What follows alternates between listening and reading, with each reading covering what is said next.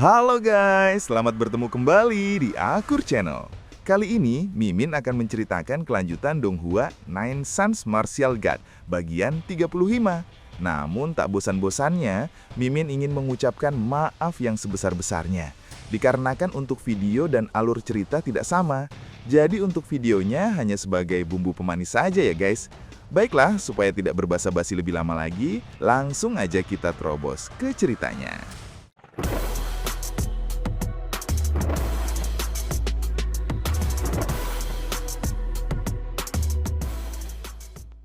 Pada episode sebelumnya diceritakan Xiao Wuhan tewas seketika oleh satu pukulan Ye Yunfei.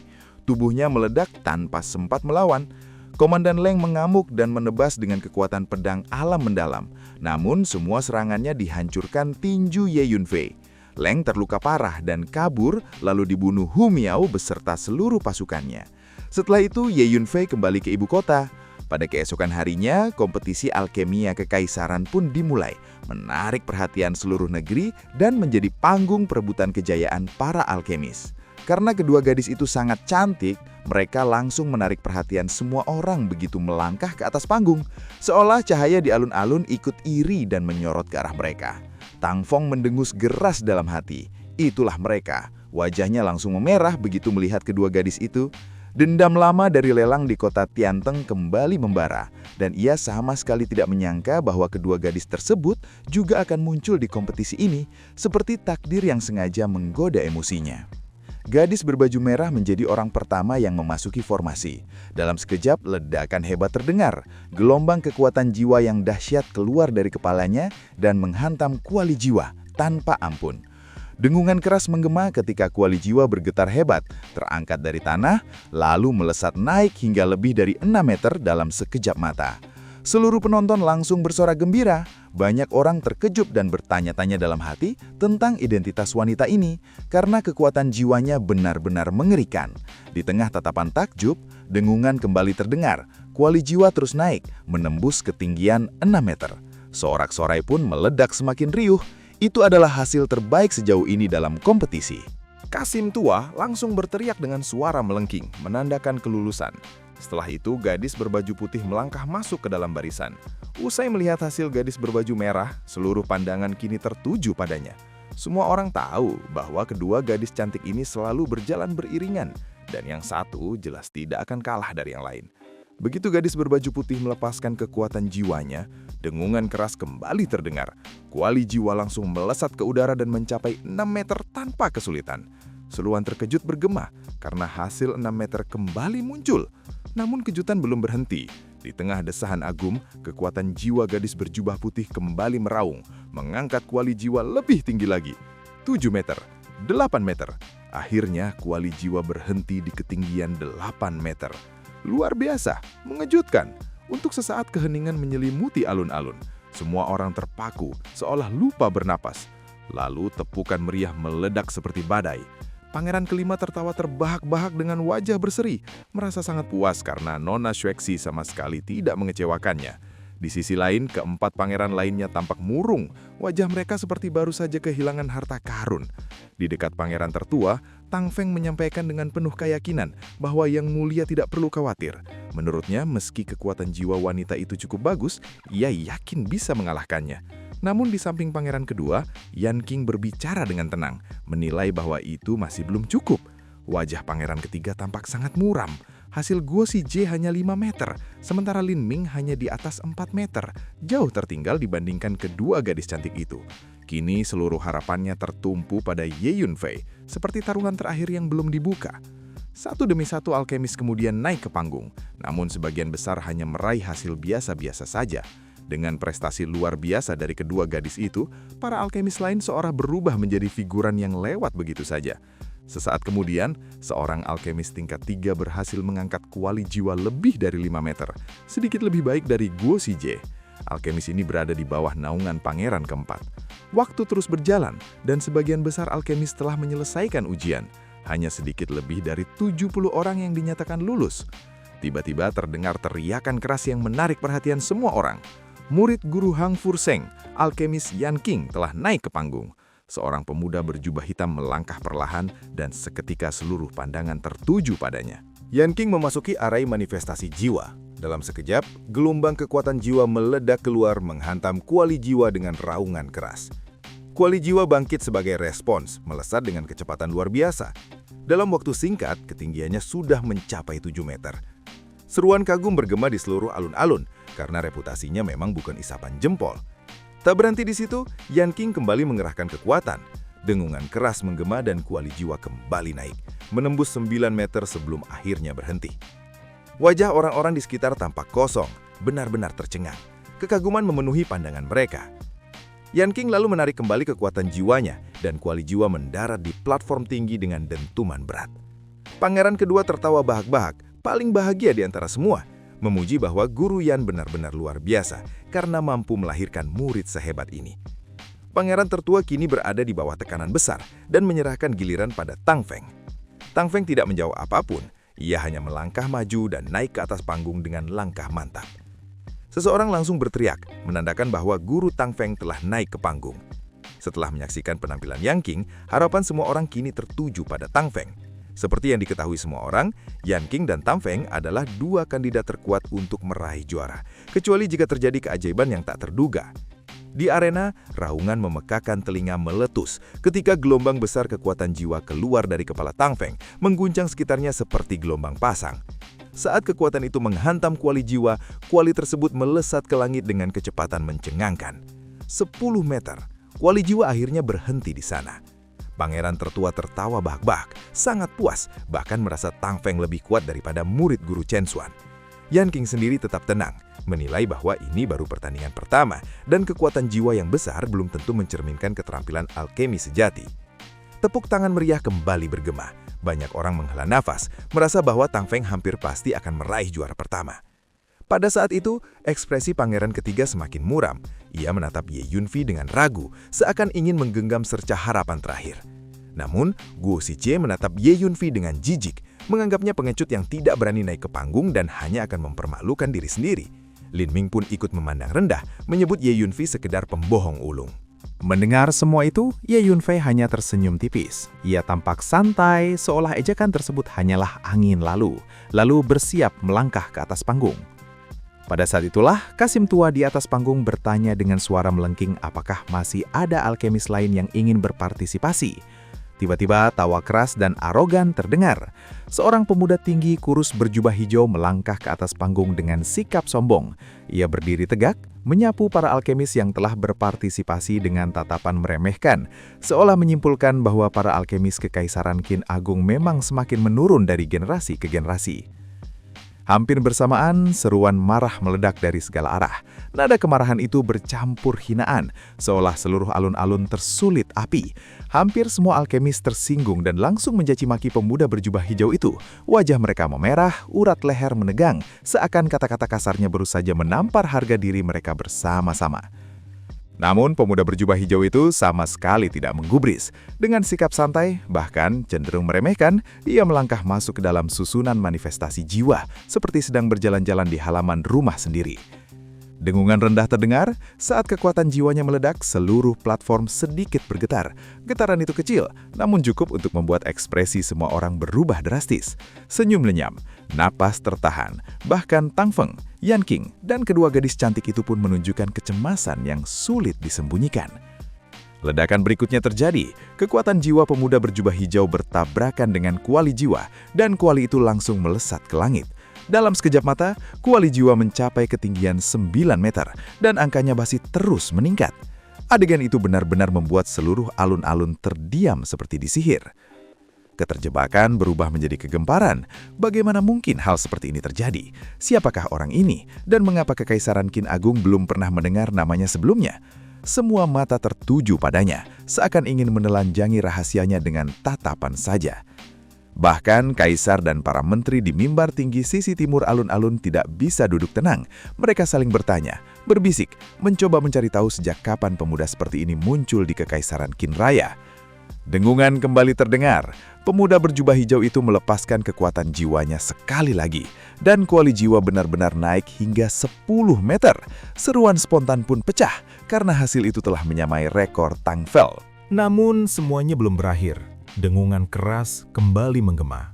kuali jiwa bangkit sekali lagi, terus naik hingga akhirnya berhenti di ketinggian 13 meter. Saat itulah semuanya berhenti. Dengan suara berat, kuali jiwa jatuh kembali ke panggung setelah pemuda berjubah hijau menarik kekuatan jiwanya. Tatapan arogannya kemudian menyapu para alkemis yang telah berpartisipasi sebelumnya, termasuk Tang Feng dan Yan Qing, seolah sedang memeriksa kumpulan pecundang satu persatu. Ye Yunfei menyaksikan semua itu dengan tenang. Dalam hatinya, ia langsung memahami sesuatu. Pemuda ini jelas menggunakan kemampuan jiwa. Tanpa itu, hanya dengan kekuatan jiwa murni, mustahil kuali jiwa bisa diangkat setinggi itu. Jelas, latar belakangnya tidak sederhana. Alkemis Kekaisaran Qin hampir tidak mungkin mendapatkan kemampuan jiwa seperti itu. Di tengah suasana yang masih diliputi keterjekutan, Tang Feng akhirnya angkat bicara. Ia menatap pemuda berjubah hijau itu dengan saksama, menilai wajah asing tersebut dan mencoba menggali asal-usulnya. Namun, pemuda berjubah hijau itu hanya tersenyum tipis. Baginya, nama, sekolah, atau afiliasi dengan persekutuan alkemis sama sekali tidak penting. Hari ini, yang perlu diketahui semua orang adalah satu hal. Kemampuan alkeminya akan menghancurkan mereka semua. Senyum tipis itu justru membuat Tang Feng tersedak amarah. Sebagai murid guru Chen Xuan dan wakil presiden persekutuan alkemis, ia selalu disanjung kemanapun pergi. Dipandang remeh seperti ini, jelas belum pernah ia alami. Pemuda berjubah hijau itu malah semakin menusuk. Ia menegaskan bahwa ketidaksetujuan Tang Feng tidak akan mengubah apa-apa. Fakta sudah terpampang jelas, dan nilainya memang jauh lebih baik. Nada sarkasnya menusuk lebih tajam daripada pedang. Ia kemudian menyimpulkan dengan lantang bahwa para alkemis Kekaisaran Qin memang semakin memburuk dari generasi ke generasi. Arogansi terpancar jelas dari wajahnya. Ironisnya, tak satupun alkemis di sekitar mampu memantahnya, karena hasil 13 meter itu benar-benar membuat semua orang kewalahan. Tepat pada saat itulah, seorang pemuda melangkah perlahan ke atas peron. Sosok itu tidak lain adalah Ye Yunfei. Pemuda berjubah hijau melirik ke arahnya. Tatapannya dingin dan meremehkan, seperti sedang memandang seekor semut yang tersesat ke medan perang. Sebelum kompetisi ini, ia telah menyelidiki semua alkemis Kekaisaran Qin Raya, mengenal setiap nama yang sedikit terkenal. Karena itu, dalam pandangannya, Ye Yunfei hanyalah karakter samping yang bahkan tidak layak dicatat.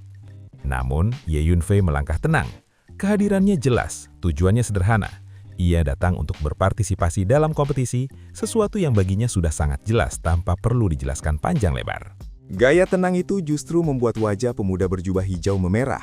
Ia mencibir, menilai bahwa sampah seperti Ye Yunfei bahkan tidak pantas berdiri di sini, apalagi ikut kompetisi. Baginya ini hanya akan menjadi lelokon yang memalukan. Ye Yunfei sama sekali tidak terpancing. Dengan sikap santai, ia menyuruh pemuda itu menyingkir dan tidak bertingkah di hadapannya. Menurut penilaiannya, pemuda berjubah hijau itu hanya mengembangkan kemampuan jiwa dan bermain curang. Jika dihitung kekuatan jiwa sejati, pencapaiannya paling tinggi sekitar 9 meter. Kalimat itu seperti petir di siang bolong. Ekspresi pemuda berjubah hijau berubah drastis. Matanya membelalak, menatap Ye Yunfei seakan melihat monster.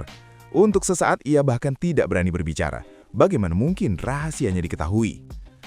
Seruan kaget langsung muncul dari berbagai penjuru. Banyak orang mengenali Ye Yunfei dan tidak percaya bahwa ia masih hidup. Ekspresi putra mahkota dan Tang Feng berubah drastis, terutama pangeran tertua yang sebelumnya telah mengerahkan Komandan Leng, ahli alam Xuan, untuk memburunya. Dalam pikirannya, Ye Yunfei seharusnya sudah lama mati. Keraguan pun muncul. Komandan Leng tidak memberi kabar sejak kemarin. Sesuatu jelas tidak beres. Di sisi lain, keluarga Li juga terkejut. Pelayan mereka membisikkan bahwa tidak satupun pemburu yang dikirim kemarin kembali. Wajah Li Jianjun langsung muram. Baginya ini hampir tidak masuk akal.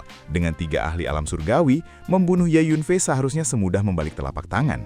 Di kerumunan, tetua Ding dari pavilion Xiaoyao menatap Ye Yunfei dengan kebencian mendalam. Di sampingnya, tetua Jin, seorang ahli alam Xuan, menatap Ye Yunfei dengan jijik, menganggapnya semut yang bisa dibunuh kapan saja. Di sudut alun-alun yang gelap, sesosok bayangan tertawa dingin, menandakan bahwa mereka yang memprovokasi makam neraka surgawi pasti akan menanggung akibatnya. Di kubu pangeran ketiga, gadis berbaju merah tampak terkejut melihat Ye Yunfei. Gadis berbaju putih hanya menatapnya dengan penuh minat, memilih untuk terus mengamati. Saat suasana makin memanas, Tang Feng akhirnya bergerak. Dengan dalih keseriusan kompetisi dan otoritas persekutuan alkemis, ia menuding Ye Yunfei dan menyarankan agar kualifikasinya dicabut. Alun-alun pun hening. Semua orang bisa melihat dengan jelas bahwa ini adalah dendam pribadi. Kasim Ouyang tidak ragu lama. Mengingat status Tang Feng, ia langsung mencabut kualifikasi Ye Yunfei dan memerintahkannya pergi. Di kubu pangeran ketiga, Guo Shiqie dan Lin Ming tertawa bahak-bahak merasa Ye Yunfei akan dipermalukan. Namun, di atas peron, Ye Yunfei hanya mengangkat kepala. Tatapannya dingin ketika mengarah ke Tang Feng. Baginya, apakah ia alkemis atau bukanlah urusan Tang Feng. Kompetisi ini pun tidak membatasi peserta hanya dari persekutuan alkemis. Ia ingin ikut, dan tidak ada yang berhak menghentikannya. Begitu kata-kata itu selesai, Ye Yunfei melangkah masuk ke dalam arai manifestasi jiwa. Kasim Ouyang murka dan bergegas maju untuk mengusirnya. Namun pada saat itu juga, gemuruh dahsyat terdengar. Kekuatan jiwa yang luar biasa, bagaikan sungai Yangtze yang mengamuk, melonjak dari kepala Ye Yunfei dan membuat seluruh platform berguncang hebat. Dengungan tajam menggema, kuali jiwa melesat ke langit seperti bola meriam, begitu cepat hingga mata hampir tak mampu mengikutinya. Dalam satu momen itu, seluruh alun-alun benar-benar sunyi. Ledakan besar mengguncang udara. Dalam sekejap mata, kuali jiwa melambung hingga setinggi 10 meter. Namun yang membuat jantung orang-orang hampir copot adalah kenyataan bahwa benda itu sama sekali tidak berhenti, bahkan tidak melambat. Ia terus melaju ke atas, seolah menertawakan batas kemampuan manusia. Kerumunan langsung gaduh. Seseorang berteriak histeris ketika menyadari bahwa skor itu telah melampaui Tang Feng. Ketidakpercayaan menyebar seperti wabah. Tang Feng sendiri merasakan wajahnya memerah. Darahnya mendidih, dan ekspresinya dipenuhi rasa tidak percaya, seakan semua yang terjadi di depan matanya hanyalah mimpi buruk. Di atas panggung, Kasim Ouyang berdiri kaku. Tatapannya terpaku pada kuali jiwa yang terus naik, dan keberanian yang sebelumnya ia miliki untuk mendesak Ye Yunfei turun dari panggung langsung menguap entah kemana. Yan Qing yang berdiri di samping pangeran kedua, mengepalkan tinjunya erat-erat, matanya menajam mengikuti pergerakan kuali jiwa yang tak kunjung berhenti naik, seolah menantang logika. Di sisi lain, gadis berbaju merah membuka mulut mungilnya yang menyerupai buah ceri. Ia begitu terkejut sampai lupa menutupnya. Hatinya dipenuhi pertanyaan tentang bagaimana mungkin pria itu memiliki kekuatan jiwa sedahsyat ini. Gadis berbaju putih di sampingnya pun tak bisa menyembunyikan keterjebakannya. Matanya berkilau penuh keheranan. Di kubu pangeran ketiga, suasana berbanding terbalik. Pangeran ketiga langsung merasa lega. Dadanya lapang lalu tertawa terbahak-bahak dengan suara puas. Baginya, Ye Yunfei sama sekali tidak mengecewakan. Sementara itu, Guo Shiqie dan Lin Ming justru tampak pucat pasi, berdiri kaku seperti patung batu, seolah jiwa mereka ikut membeku. Tiba-tiba teriakan lain menggema. Seseorang menunjuk ke langit dan berteriak bahwa ketinggian kuali jiwa telah mencapai 13 meter. Seketika, seluruh penonton gempar. Semua mata tertuju pada kuali jiwa yang menjulang tinggi, seolah sedang menyaksikan keajaiban yang melanggar akal sehat. Pemuda berjubah hijau itu terhuyung mundur lebih dari 10 langkah. Wajahnya dipenuhi rasa tidak percaya. Ia datang dengan persiapan matang, berniat menghancurkan semua alkemis kekaisaran Qin dengan kekuatan absolutnya. Namun kini, lawan yang jauh lebih menakutkan tiba-tiba muncul begitu saja, membuatnya benar-benar lengah. Dengungan kembali terdengar. Di tengah tatapan takjub kerumunan, kuali jiwa justru terus naik setelah melewati 13 meter, 14 meter, 15 meter, 16 meter. Setiap angka yang bertambah membuat jantung orang-orang berdebar semakin kencang. Saat kuali jiwa terus naik, banyak orang di alun-alun merasakan jiwa mereka sendiri bergetar ketakutan. Beberapa bahkan mulai meragukan apakah mereka sedang berhalusinasi atau tidak. Dengungan tak henti-hentinya memenuhi udara, hingga akhirnya kuali jiwa baru berhenti ketika mencapai ketinggian 30 meter. Pada saat itu, seluruh alun-alun terdiam. Orang-orang membeku di tempat, pikiran mereka kacau, seolah logika mereka baru saja dipukul hingga remuk. Dengan ekspresi tenang, Ye Tianfi menatap Tang Feng. Ia mempertanyakan dengan nada datar, apakah keikutsertaannya dalam kompetisi ini benar-benar hanya membuang waktu semua orang, dan apakah Tang Feng memang merasa berhak menilai dirinya alkemis atau bukan. Tang Feng hanya bisa berdiri dengan wajah memerah padam, tak tahu harus menjawab apa. Ye Tianfi lalu mengalihkan pandangannya ke Kasim Ouyang. Senyum dingin tersungging di wajahnya ketika ia menyinggung soal upaya pendiskualifikasian tadi. Kasim Ouyang sangat marah, tetapi sama sekali tidak berani mengulangi ancaman itu. Di bawah pengawasan begitu banyak mata, termasuk kaisar dan para menteri, Ye Tianfi telah mengangkat kuali jiwa hingga 30 meter. Jika ia berani mencabut kualifikasinya, mungkin setengah alun-alun akan meledak protes. Akhirnya, dengan menahan amarah, Kasim Aoyang mengumumkan kelulusan dengan suara melengking. Tang Feng mendengus dingin. Ia menyatakan bahwa memiliki kekuatan jiwa yang kuat tidak selalu berarti keterampilan alkemia yang tinggi. Dalam pandangannya, Ye Tianfei mungkin hanya mengalami keberuntungan luar biasa, namun alkemia sejati memerlukan latihan sejak usia muda dan tidak bisa dipalsukan. Ia yakin, di pertandingan berikutnya, jati diri Ye Tianfei yang sebenarnya akan terungkap. Ye Yunfei hanya meliriknya sekilas, mencibir dan menilai Tang Feng sebagai orang yang merasa paling benar sendiri. Tanpa berkata lebih banyak, ia melompat turun dari panggung dan kembali ke sisi pangeran ketiga. Pangeran ketiga tertawa berbahak-bahak, benar-benar menikmati momen tersebut. Sebaliknya, pangeran tertua mendengus dingin. Tatapannya ke arah Ye Yunfei dipenuhi niat membunuh. Ia segera memerintahkan bawahannya untuk menyelidiki keberadaan Komandan Leng. Bawahan itu pun langsung meninggalkan alun-alun untuk melaksanakan perintah. Para pangeran lainnya memandang Ye Yunfei dengan tatapan yang sama tidak bersahabat. Di sisi lain, Guo Sejie dan Lin Ming mengamati sikap akrab pangeran ketiga terhadap Ye Yunfei dengan amarah yang sulit disembunyikan. Mata mereka dipenuhi kebencian.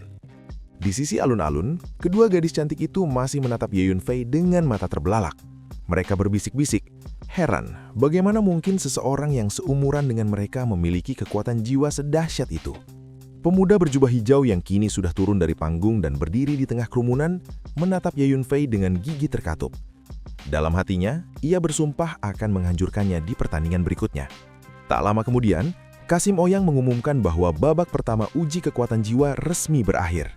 Kompetisi kedua pun akan segera dimulai, yaitu ujian Dan Huo.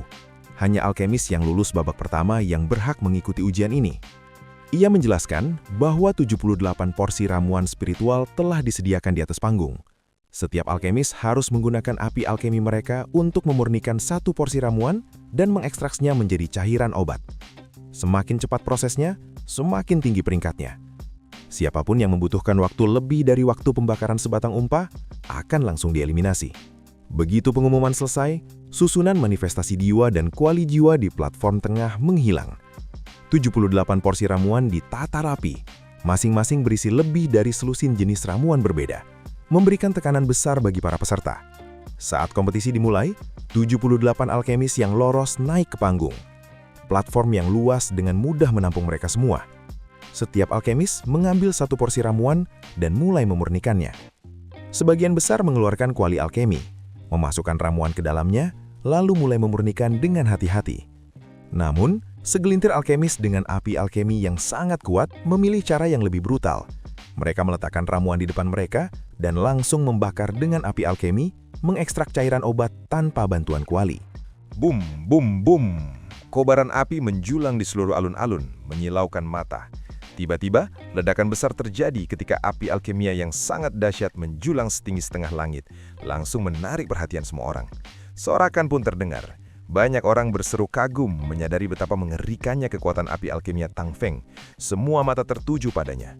Di depannya, sebuah bola api pil menyala hebat, membungkus ramuan spiritual dan melayang stabil di udara. Di bawah kobaran api itu, ramuan spiritual perlahan meleleh. Yang lebih mengejutkan, di dalam bola api tersebut samar-samar terlihat siluet singa iblis yang muncul dan menghilang, tampak megah dan menakutkan. Bahkan raungan singa seolah terdengar dari dalam api. Orang-orang yang mengetahui asal-usulnya menjelaskan dengan suara pelan bahwa itu adalah api singa gila, sari api yang diekstrak dari singa iblis api ungu, binatang buas tingkat Raja Binatang, dan dimurnikan oleh Guru Chen Xuan sebelum diwariskan pada Tang Feng. Kekuatan api itu memang luar biasa.